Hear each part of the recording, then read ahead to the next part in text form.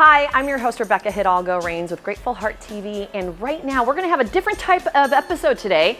I'm in person live presenting a class on cryptocurrency and real estate and how all of it relates, because it is coming, guys, sooner or later. And if you don't know anything about it, I hope you enjoy the show and learn a thing or two. Thanks. Hi, I'm Rebecca Hidalgo-Rains, and you're listening to Grateful Heart. I started this show to help educate my clients on the real estate market, and it's evolved into so much more. I've found that I love talking to people and I love learning new things. While our expertise is still on the health of the housing market, we want to focus on the health and the well-being of our listeners as well. More specifically, where we reside in our hearts, in our minds, and in our homes.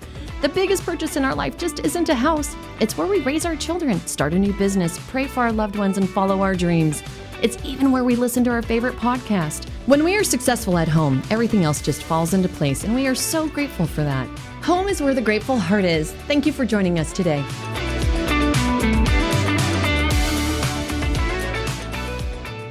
My name is Rebecca Hidalgo-Rains. I'm with Berkshire Hathaway Home Services. I also have a podcast called Grateful Heart TV, which is actually what led me to standing in front of you guys today. This sheet, this little colorful two-pager, I'm going to ask you guys to get to the second page for me. What it says, what is Web3? What we did, in this room, how many of you guys have actually played with ChatGPT? Okay, isn't it the best thing ever? Oh my gosh, love ChatGPT. So ChatGPT, in preparation for today's class, we asked ChatGPT, what is Web3? Right? Because Web3 is tied to cryptocurrency, and I'm going to start explaining why. And so it spit out this beautiful explanation, and I'm going to let you guys read that explanation yourselves. That's top of page 2. At the bottom of page 2, my cute little avatar read out the simplified version. So after ChatGPT gave us the technical version of what is Web3, otherwise known as the Metaverse, then we asked it to tell us the kindergarten version. Because what most people do is they get all up in their head and overthink it, and it makes it a lot harder than it really is. So since Rebecca's cute little avatar is not playing for you right now, I'm going to read you guys the kindergarten version. Web3 is like a new and better internet. It helps people keep their information safe and not just let big companies have it. With Web3, people can do things like buy and sell things without needing a bank or social media company in between. I know that's a lot, but it's the kindergarten version, trust me, is a lot less complicated than the regular version. And it's like everyone has a voice, and it's harder for one person or company to control everything. There are also new fun things people can do, like play games and meet friends online. It's a big change for the internet, and it makes it better for everyone. So that's what my cute little avatar had been saying. My next slide is this. So I want to share with you guys my story of what got me into learning about cryptocurrency with respect to real estate. It was February 22nd of 2022, so barely over a year ago. I had played hooky with a girlfriend, and we were out at the Mauna Lucia doing spa day, having fun, and this really annoying guy kept coming over and talking to us. And he's like, hey, I'm here right now because of Fashion Week in Milan, and we're doing the fashion show in the Metaverse, and we're doing all these NFTs, and I'm like, huh? What are you talking about? And because he was so obnoxious, I got really upset that I didn't understand anything that he was talking about, like, blank stare in my face, right? So as soon as the next day hit, I start getting online like, what is Metaverse? What is NFT? What is this? What is that? And so this is barely over a year ago. What I found was a company by the name of Proppy. And they're in the room right now. So I got Kirsten in the back, and she's going to help answer some questions at the end of class that you guys might have. Because in all my research, what I found was Proppy was out there selling houses with cryptocurrency in Florida already. Yes, I know that face you just made. What? They're selling houses in Florida with cryptocurrency. And so when I interviewed, I actually reached out and asked if they would come on my podcast, and I interviewed a gentleman by the name of Adam Brown. And after the interview, I was like, oh my gosh, I got to get certified, and I got to get my whole team certified. So I ended up being the first person in the entire country to get certified, her whole team, in cryptocurrency with respect to real estate. And what the funny thing is about that, has anybody heard the news like a few months ago, NFT collapsed? Did anybody hear about that? No? Yes, a couple of yeses. Well, we went and got certified the same week that happened. And so as a result, we actually got a lot of publicity. Like, why would you get certified when the world is falling? Have you not heard the news? FTX just collapsed. And all FTX is basically Wall Street's version of Enron. If you guys know about Wall Street and Enron or a little bit about that story, basically one of the companies collapsed. And the way the media was reacting, like the whole crypto world was collapsing, and that wasn't the case at all. So anyhow, that was pretty exciting for us because when I got my team certified, a couple people on the team were like, why are we doing this? And I'm like, because houses are actually selling in the metaverse right now in Bulgaria. I know, you're like, again, why? It's so confusing. So I'm going to try to help demystify this confusing stuff for you. And what I have found is the easiest thing that you can do is take yourself back to 1984. I was 11 years old at the time. I'm not going to ask you, you might not even have been alive at the time. You look too young. But back in 1984, I remember being on the playground and the concept of debit cards. I was like, what do you mean we're going to be walking around with these little cards instead of cash? Does anybody remember that? When we used to have like paper money? And then all of a sudden we're hearing about these cards that are going to have all of our information. Like, what? That's 1984. That's when they were talking about the internet and all the cool things that the internet was going to do. In 1984, none of us knew nothing about nothing, right? And then here comes around 1995, and I think we all started kind of hearing more about a few things, right? By 1995, they're talking about the internet. I think at that point, I was at ASU going to the lab center. Remember those computer centers you used to have to go to because you didn't actually have a computer at home yet? And you have to go there and you get the little paper that you ripped off with the little holes at the sides and all of that fun stuff. That was in that era. So whose web will it be? And then right now, we're in the Web 3 era. This is Web 1, Web 2, Web 3. And this is what's happening right now. And what that is this. So in 1995, Microsoft launched Windows. Remember when Amazon first came out? Yahoo, Etsy, Realtor.com was actually launched way back when in 1995, which is kind of amazing. And MLS listings, that's probably about the time that we got to go from 6 pictures to, 12, 18. And then now we can put in as many as we can actually take and upload. So in 2005, the U.S. Justice Department filed an antitrust lawsuit against NAR to prevent its members from withholding their listings from internet rivals. And then a year later, here comes Zillow. What a world we've been in when it comes to real estate and the internet. 2007, the first iPhone comes out, social media begins to thrive. I think 2008 might have been when I was on MySpace. Anybody remember MySpace? Yeah, that's not around anymore. But that's the same thing that we're seeing right now with the metaverse. Facebook becomes mainstream, social media delusion begins. Dun, dun, dun, dun. And now we're in Web 3 time, which is also known as the metaverse. So birth of Bitcoin, the concept of digital currency, that was 2009. And if you guys signed in, we're going to get you these slides. Okay, because remember I mentioned there's a couple of videos that we can't play. So when you guys get the PDF later, you'll be able to play the videos that we aren't going to get to listen to today. Go ahead and take all your pictures if you would like. In 2013, Bitcoin surpasses 1 billion in transactions. Ethereum blockchain is created. Meta buys Oculus VR for $1 billion. That was a decade ago. So this is not new information. We've been talking about this for 10 years already. Now, smart contracts. We're going to talk about smart contracts today because guess what? If you write a smart contract to NFT, I know this is much. I'm going to get to the vocabulary in just a minute. If you write a smart contract for a home that you NFT'd, you can actually build in royalties and earn a commission. I know that's a mouthful. I'm talking to realtors here, but think about that. You have a property and you make it an NFT. But I'm talking to Chris Harvey over here because he actually owns some crypto. We talked a little bit before class. I told him I'd pick on him a little bit. And if you make it an NFT, in order to do so, you make it an LLC. You have to own it outright. And I know this is just crazy talk right now, but the smart contract, all that is digitizing it.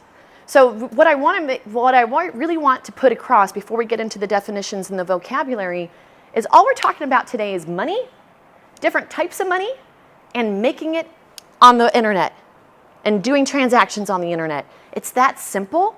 But when I start throwing out these terms you guys don't know, then it gets a lot more complicated. Maybe, if you've already played in crypto some, then maybe it's not as complicated. But for people who haven't, it can be pretty complicated. So I'm going to talk about smart contracts momentarily. And then here's the idea of crypto wallets, which is just basically where you hold your money digitally. Online, in your handheld device. Most people have their wallets. And actually, Chris educated to me about it. Was it a Trust Wallet? Trust Wallet out of Binance. And so I've been playing with Proppy and Abra and all these other companies we're going to talk about today.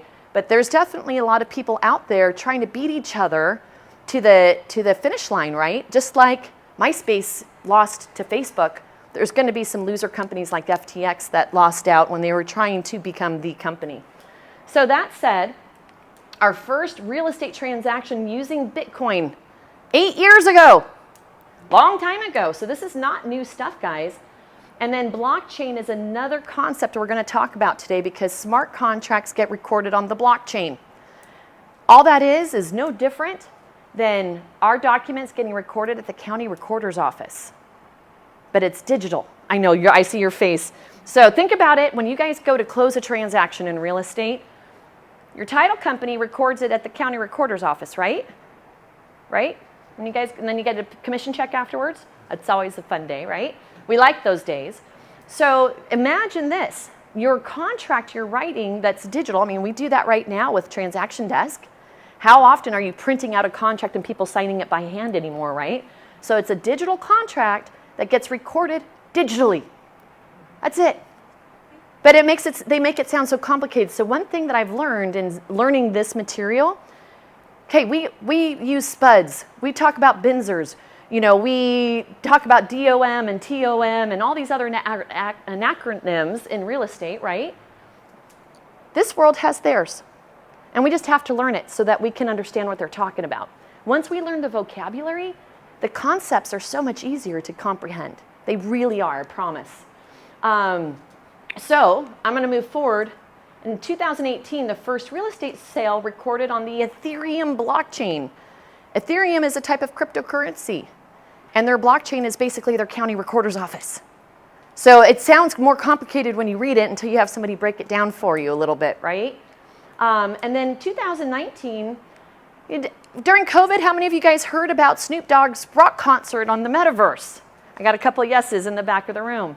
So that's what started happening. First was the art world discovered crypto, and they were playing in the Metaverse, creating NFTs, and we're going to talk about what that is in a minute. All of that was happening all through COVID, and I do think because a lot of us are locked up in our houses that some people got really into it because they were home all day on their computers, right? And then 2020, several U.S. properties sell as NFTs, Metaverse land sales go mainstream. 3 years ago, you guys. That is when I did the interview with Proppy to begin with, I was shocked. Like, what do you mean all this has been going on? And to Chris's point, you kind of have to get into a little community to learn about all this stuff. Because if you don't, and I'm going to make sure before you guys leave here today, you see where you guys can join some communities to learn more. I'll make sure you guys have that. 2021, there's 19,000 types of cryptocurrencies. That's just money. There's 19,000 types of money out there. And El Salvador begins using Bitcoin as legal tender. There is literally a country in the whole world, they're just using crypto. Bitcoin, that's their tender. That is their country's currency. Again, all we're talking about is money. Have you heard anything about how it's going since they started that last year? I haven't, but I would be interested to find out. I personally believe we're going to see more countries. Saudi Arabia is actually really leading the pack in this arena. And, they're the ones that own all of our oil. It feels like I'm kind of worried that we're behind the game personally. 1 billion people have invested in cryptocurrency. Crypto market value in 2022 was 1 trillion, and they're expecting it to be 5 trillion by 2030. So I found this slide, which I'm hoping will make it easier. Remember the first screen where I had Newsweek with the 3 different slides? Okay, so this is 1984. 1995, raised of mobile phones, streaming media, sharing economy, and then Web 3.0. Now we got the Metaverse, decentralized web. We're going to talk about what that means. rise of privacy, local experiences, creator economy, anonymity, friendly commerce. That all makes it sound so much more complicated than it really is, you guys. So now I'm going to break it down for you. Here's the definitions page, and you guys each have them right here in your handout.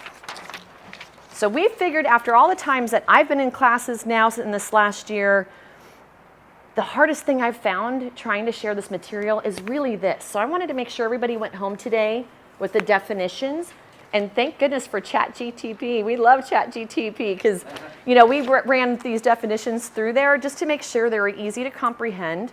One thing, I'm going to laugh at myself. Kirsten had to correct me a couple weeks ago. I kept saying non-refundable token, which is so wrong. I don't even know where I got the re from, and she's laughing at me right now. So I'm just sharing that story with you because even though here I am standing in front of the classroom, I'm still learning too.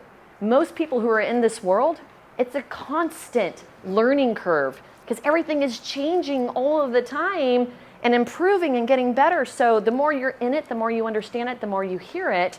So we're just going to talk some basics today. Blockchain, an open network of individuals that share potentially valuable data in a tamper-proof way. Okay, just that first sentence. Again, I'm going back to the county recorder's office. We're just talking about a digital version of your county recorder's office. But man, oh man, do they make it sound complicated, do they not? So data is collected in groupings called blocks. Each block has a certain storage capacity, so when it's filled, it is linked to the previously filled block, forming a chain of data, hence the name blockchain. I'm going to break that down again. Imagine Legos. And when you're building Legos, you have to connect it into another Lego in order for it to work, to start building up, right? So it's kind of like the concept of Legos, that you need to have them connected to have them be valid, to have them work. So the idea on blockchain and what they say, why it's information, once it's there, you can't change it because hackers, they like hacking stuff, right? They like to steal. That's why we all have this wire fraud thing that we have to get signed now by our clients, right? They steal money digitally. This is supposed to be way more tamper-proof than anything we've seen, and you can't change it after it gets recorded. So, county recorder's office, you can go back and re-record stuff. You can't delete once it's on there. It's going to always stay there, and that's because, like Legos, you can't change one without the others knowing about it, without it happening. So the blockchain, to me, seems to be one of the hardest concepts for most people to grasp, because as we continue talking, when people start speaking quickly with words you're not very familiar with, they lose you after the first sentence sometimes. When additional information is subsequently added, another block is formed and added to the existing blockchain. So in concept, the idea is that, say Chris sells a house and he minted it as an NFT. And again, I'm going to explain to you what I'm talking about. But basically, you have a house, it gets recorded on the blockchain from the first inception of it. Anything that you do going forward with that house can be continued to be recorded on the blockchain, just kind of like how you guys can go into Monsoon and look at a title history on a house. But how many times do you guys go in there and there's mistakes?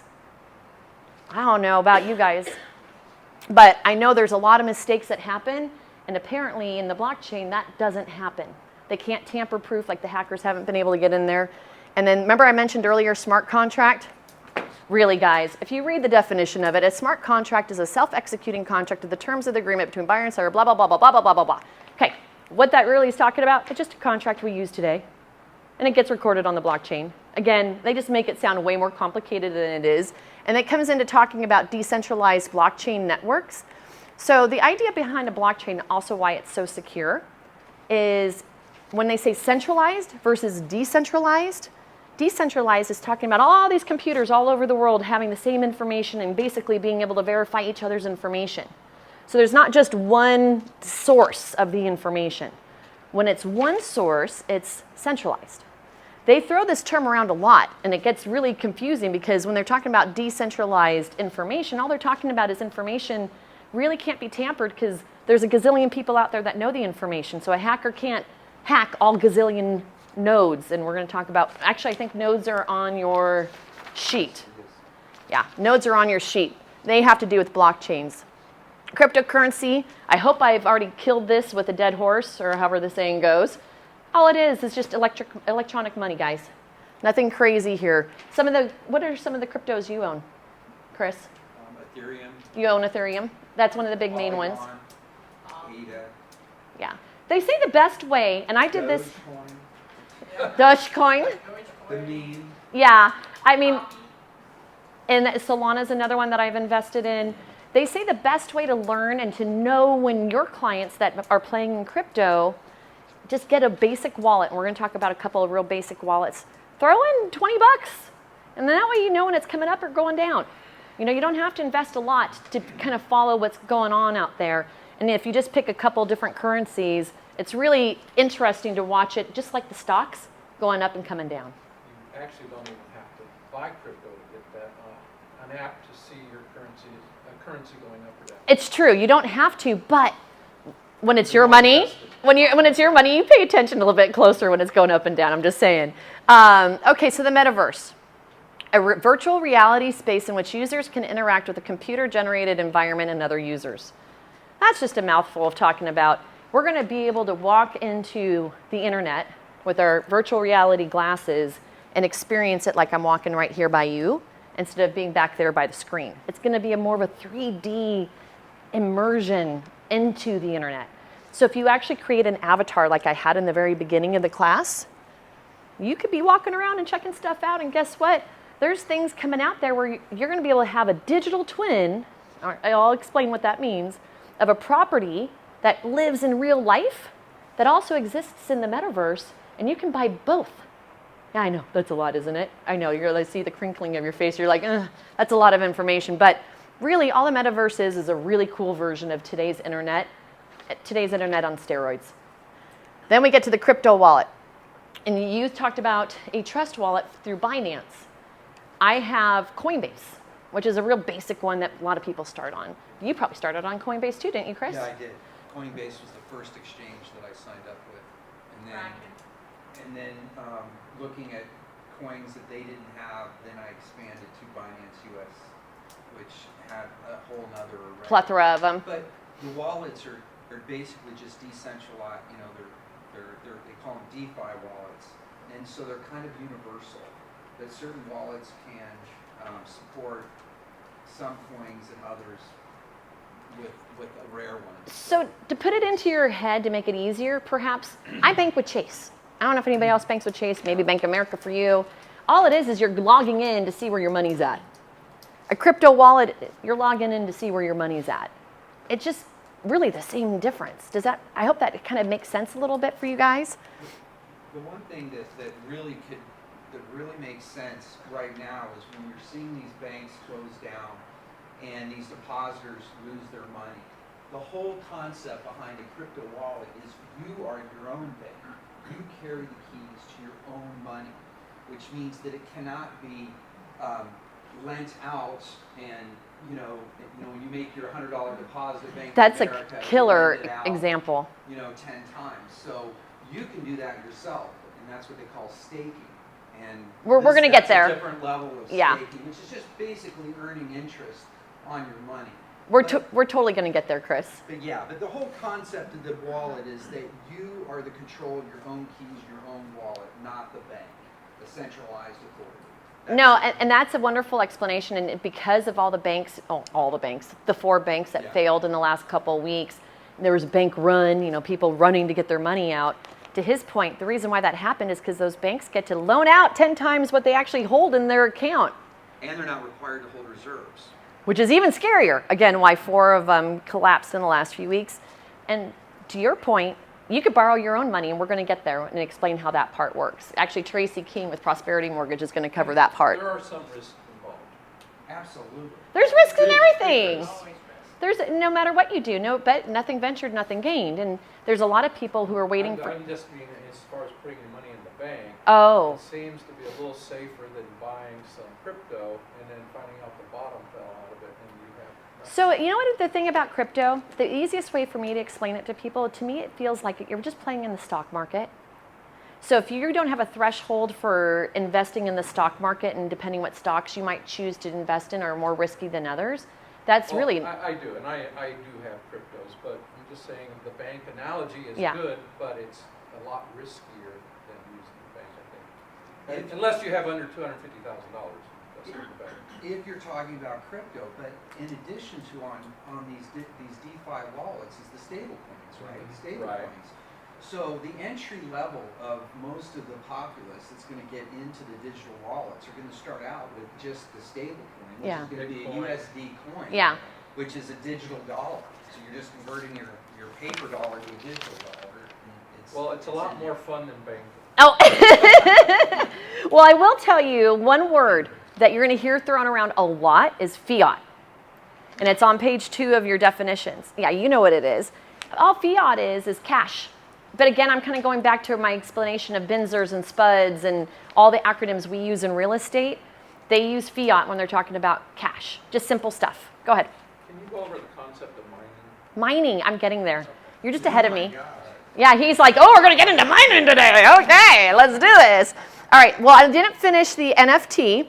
Digital assets are unique. Okay, so cryptocurrency is one thing and NFTs are another. Crypto, you can exchange for like, meaning if I have 2 pennies, they are valued the same because they're exactly the same as far as everybody's concerned, right? But if I have a penny, I'm not going to use a penny and a dime. I could NFT this mouse if I wanted to. I could NFT a picture if I wanted to, or I could NFT land if I wanted to. And that has to go with mining. And so we're going to get there to the next page. But let me just finish up. The avatar is like a picture or character that represents you online. It can be used to show what you look like in games, on computers, and virtual worlds. The one I created it on IMMI. IMMI, cost me no money. And that will be part of the presentation when you guys go back and get to watch it later, if you care to. Then if you want to create your own avatar, you can. Okay, so I'm going to get to this in just a quick second. But you asked me about mining. Oh, that's funny. We didn't even actually put mining on here. Nodes have to do with the blockchain. I'll let you guys read that later. Hashing is like a secret code that helps keep your data safe.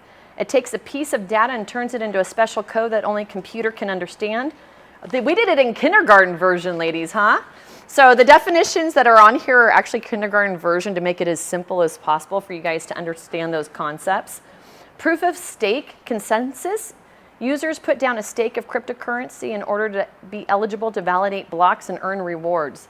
So you can read through some of this. Proof of work is a consensus algorithm used in cryptocurrency networks that require miners to solve complex mathematical puzzles in order to validate transactions and create new blocks on the blockchain.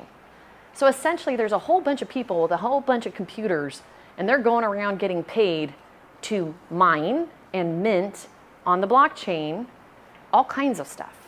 So it's just basically a person. They're not little miners with like little axes or anything like that, but they're people, and they're going in here on the blockchain and doing a whole bunch of work. And this is an example of an NFT. So I gave an NFT as a gift to a client. After we got certified, we made all kinds of publicity, and one of my clients, a super nerdy client, I love him, he's so fun. I went to high school with him, and he's been a gamer ever since I've known him. So he messages me, and he's like, oh my gosh, Rebecca, I'm so excited. The next house I sell, I'm going to sell using my crypto. I'm like, cool, and using crypto to buy and all of that. So we went to Proppy, and Proppy did this for me. They basically took a picture of the house, created a QR code, and then recorded it on the Ethereum blockchain and also at the county recorder's office. So anytime he goes to sell that house, if the next individual happens to be interested, understands crypto, thinks this is cool, because guess what I had to do? I had to get his address to his wallet, and then the title company dropped this NFT into his wallet, so he was able to see on his phone his NFT that he now owns, and all it is a picture of his house. But guess what? I can also NFT the house itself. And the whole concept of that is by making an inanimate object a commodity.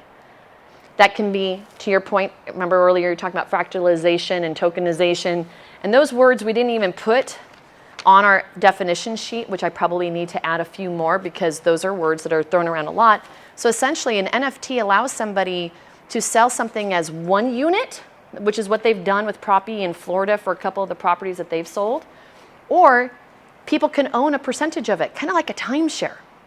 So when you think about timeshares, that's kind of like when you break things up, fractionalize it, and tokenize it, then multiple owners can own the same NFT depending on the percentage that they actually own. I know that's a mouthful. I promise you, the more that you guys learn about this and the more that you hear it, it won't sound nearly as confusing, because every time I go and talk about it, yeah, like he was like, good morning, just received my first NFT, very cool, like it. And yeah, he's like, heck yeah, if they're into crypto, get everybody an NFT of their house, because he just thought that was the coolest thing ever. You guys are all looking at me like this right now. And it's okay. It's okay, I get it. It's really confusing you again, like, why does this have anything to do with me? The reason why it has something to do with you is you're licensed to sell real estate, and this is happening out there in this world right now.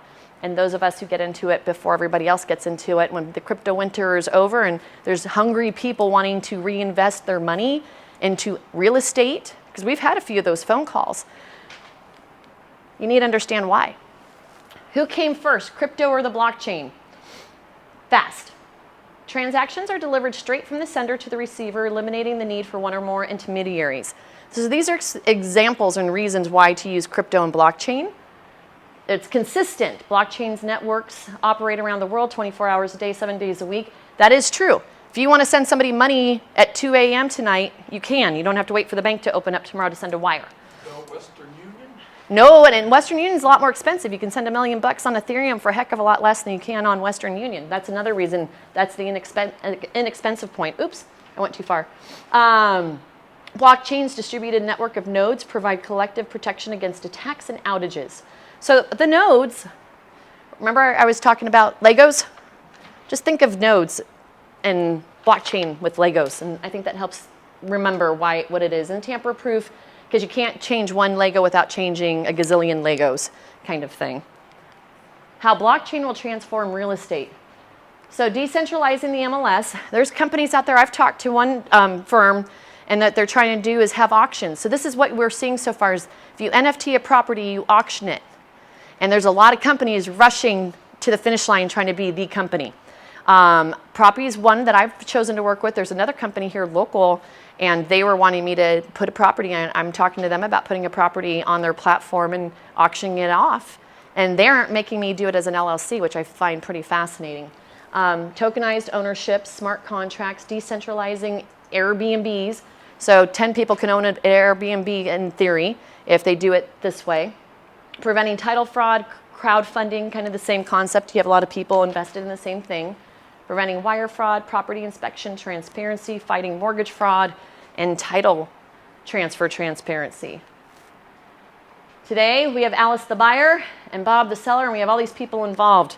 And I do think that's where a lot of the pushback comes from people in our industry is they find that they are considering this to be a disruptor. So they're not super excited to endorse title companies using the blockchain, because then what happens to their world? And this is coming as a change. We're going to see it while we're still alive, I'm certain of it. When the deal from hell fell apart 500 times, but you still got it to close. We've all had these kind of transactions, have we not? And so the idea here is you're improving efficiency. When you go and sell a property on the blockchain as an NFT, there's timelines that everybody is a party of. Everybody has access to it. So they can see, did the home get through inspection? Did the home this? Did the home that? Because it's completely public if you have the address for it. And so that's what they're talking about here is that when things get messy, sometimes you don't have to call the other agent and hunt down information. The information is right there, easily accessible. And so that's where they're talking about here. Oops, let me go back. So what they're talking about here is here we have Alice and here we have Bob, and everybody knows everybody's information, and that's a part of the transaction. So we're going to see a lot more of that going forward. Real estate and crypto, cryptocurrency to cash, crypto wallets, crypto loans. Okay, so this is the part that I would like to introduce Tracy King at Prosperity Mortgage. She also got certified with our team when we got certified. And Tracy is the one that I went running to when I had a client last year call me wanting to purchase with his cryptocurrency. Oh, Tracy, Verizon's got your microphone. Oh, this image here, wasn't it $17 million condo that was in Florida that sold with crypto, Kirsten? I feel like that's what Nina was telling me, that this is actually at one of the homes that Proppy sold, a condo, oceanfront, $17 million, all in crypto. And here we're talking about the Coinbase and Abra. And Abra, before I turn it over to Tracy, we have an 8-minute presentation in here. Can't play it because I don't have the audio. And I'm actually probably running out of time with the class. So when you guys all get this, listen to it. It's good stuff, and it's what Abra offers, which I'll let Tracy explain what Abra offers. Okay. So I work for Prosperity Home Mortgage, which is a local mortgage company here. And we do the transactions that you're going to see with your clients that are receiving a traditional mortgage and they want to use their crypto as a down payment. We now are to a point where Fannie, Freddie, FHA are allowing customers to use their crypto. They're just requiring that they cash it in and use it, turn it into dollars, and we have to track it. So what's important to know is when you have a customer that comes in, we do need to know when did they take it, when did they purchase the crypto, when are they converting it, and then they're using it as their down payment, and then they can get a traditional mortgage. Now what we're starting to see are banks like Abra that allow it to stay crypto the entire time, and you don't have to worry about getting a traditional mortgage. You're actually... Oh yeah, the contact info's in here for you guys. You're actually securitizing your crypto. And the best way that I can explain this was way back when I used to work at a savings and loan, and you could hold a CD as collateral for your house, and then they would give you the money. Same thing with the crypto. They're holding your crypto account as collateral, and then they're lending you the money to go ahead and purchase the home. So the benefit to you is, like I did on the CD, the customer could still earn the interest. You're paying yourself the interest. You're paying yourself interest. The benefit to you with the crypto is you're still able to earn, and your crypto is able to work for you. You just have it set aside as holding collateral for the property that you're purchasing. And then you'll want to watch the video because it'll talk about how much you need to set aside, what if it's going up, what if it's going down, so on and so forth. She knew what you were going to ask. But banks are specializing in that now. Not your traditional banks yet. I mean, I think we've come a long way just for Fannie, Freddie, FHA to recognize that we can utilize that in terms of the down payment, but they're taking it to the next level. So I think the client that I had this past year that reached out to you, he just didn't want to cash in his crypto. And that's where a lot of people who bought where it's higher than it is today, they don't want to lose money, so they're holding on to it until the market rebounds and we come out of the winter. I think there's some also trying to wiggle around taxation too. Oh, for sure. I had another call from a gentleman after he saw some of the news articles I'm going to share with you guys. And he wanted to go straight from his XRP wallet, which they're talking about XRP right here, straight to the title company. And you know what? We're not accountants. We're not attorneys. We can only tell them what little we know, and they needed to look and see if that's truly tax evasion. But I think there are a lot of smart crypto investors that would love nothing more than to transfer their crypto into real estate and hope they don't have a taxable occurrence. So what would happen if the government passes this thing where they want to charge you for unrealized profits? Well, that's why they have a bunch of auditors now, right, that they just staffed up with. And in fact, that leads us really well into these articles right here. So this was the one, you guys will get all the, oops, I went too far, sorry. These are all the ones that, this was the one that hit while we were getting certified back in November. And then this one, I love this article, and you guys are going to get this in your email. Read it. This so explains what crypto is going to be doing in the future. It's a great article. So make sure you guys read this one. And then this one talks about, this is happening right now. So XRP is a type of crypto. And right now, we're going to find out how the government is going to oversee or try to oversee. The SEC thinks they have jurisdiction. And so we're going to see where that leads to. Because wherever it happens here is going to set precedents for us going forward. And that might make more people feel more secure with crypto. Especially if you already own it. Okay. So it looks like we're about done, you guys. They're cutting us off, so I'm going to make this really quick. We had a bunch of articles because of learning about it, getting certified in it. Kirsten is here in the room. So if you guys need, ever have an opportunity working with a client and you don't know how to answer their questions, call her. She'll help you. Because she helped me when I had a couple phone calls after all the media stuff that we had. And then, Kirsten, is there anything you would like to add since you didn't get an opportunity to speak to these folks today? Yeah, I mean, since it's a smaller group, I would love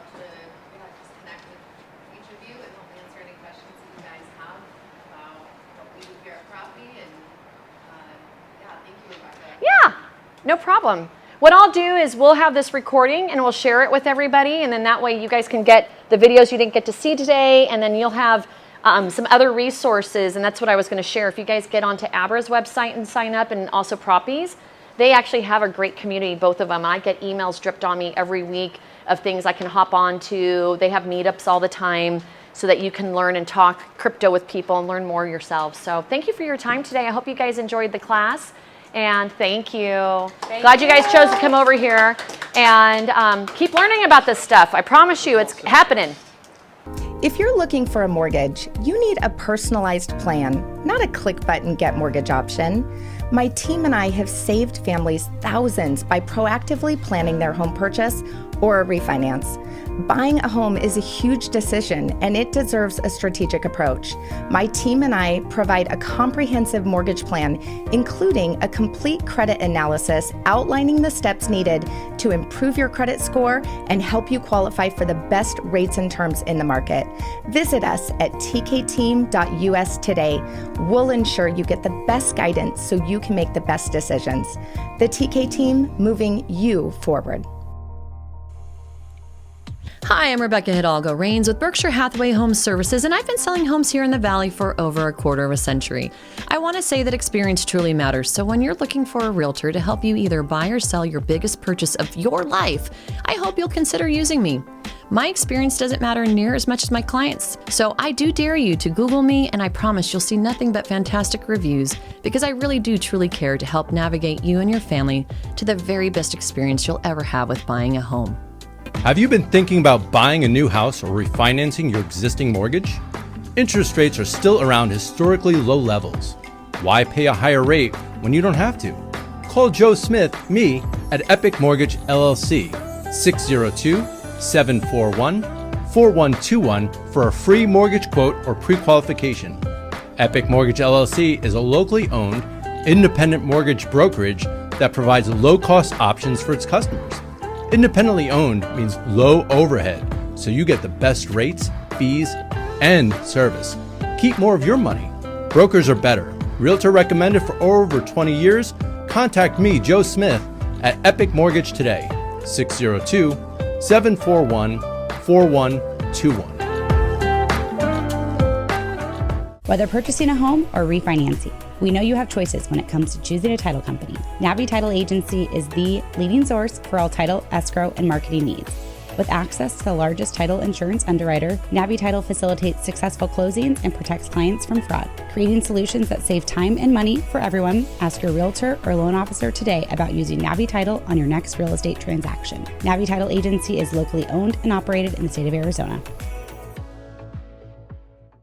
All right, guys, I hope you enjoyed it, learned a thing or two, and if you have any further questions, whether it's for me, Tracy over at Prosperity, or Kirsten over at Proppy, just let us know. We'll get you in touch with everybody. Hope you enjoyed. What a great show, and thank you for joining us on our mutual journey to becoming unharmable and successful in all of our experiences while we're here in this school of life. We hope you enjoyed it. If you watched us on YouTube, please like and subscribe so you don't miss any future episodes. Likewise, if you're catching us on one of our podcast platforms, be sure to follow us so you never miss out on another one of our shows again. Remember that if you ever have a question about real estate or any of the other topics we cover, check us out on the web, www.gratefulheart.tv, for all of our links to connect with us. I'm on vacation every single day, 'cause I love my occupation. I'm on vacation every single day, every single day.